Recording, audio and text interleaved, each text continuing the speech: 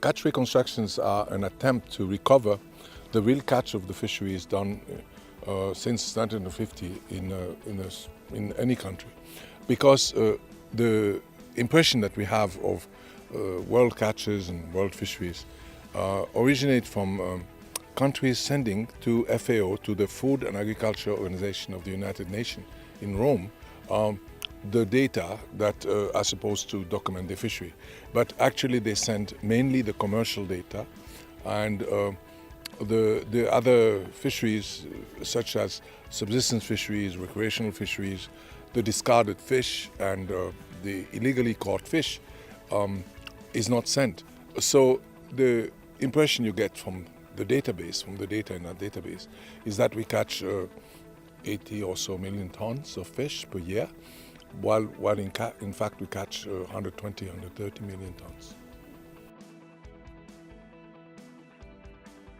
The implication of our studies are both listed in the title of our study, which was something like we catch far more than we thought, but it's declining rapidly. The first part is somehow positive. The world produce more fish, the ocean produce more that we can benefit from. And so fisheries play a more important role than we knew, and especially they contribute more to our food security and enjoyment than we knew.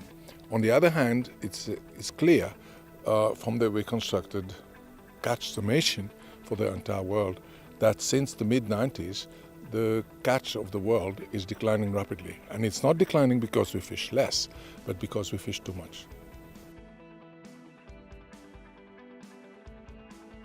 So when we did the reconstruction, we made sure that in every country, we use the definition of that country to distinguish between the industrial fisheries, the large-scale commercial, and the small-scale commercial that are called artisanal fisheries.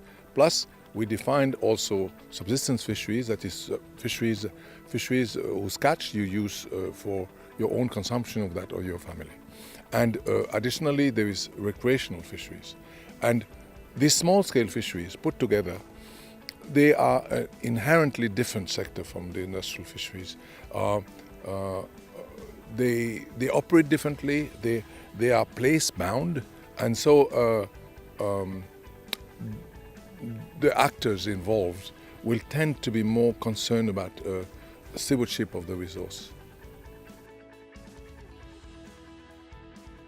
Shifting baseline is what happens when you use only the changes that have occurred during your conscious life as baseline to assess changes, and you don't project backward the experience of your parents and your grandparents.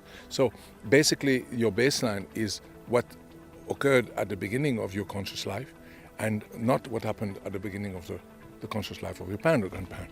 The result of this is that massive changes can occur, but we don't perceive them.